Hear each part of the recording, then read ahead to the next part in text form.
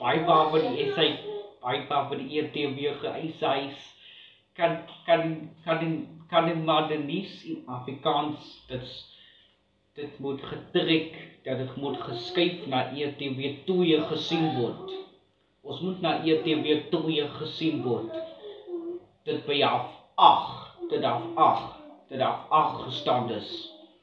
En dit by op naweke bulletin kom by om 6:30. Om 6:30 op ETW 2 op Afrikaanse nuus. Dit moet geraak na die bulletin om geel dit raak. Op ETW staan op die Afrikaanse nuus kom by geraak word. Op ETW 2 kom Afrikaanse nuus kom half 8 uitgesaai sal word. En dit by om 6:30 wie is ingeskakel op nuwe kanaal nuus op jou taal, waar vir jou taal uitspreek. Baie dankie.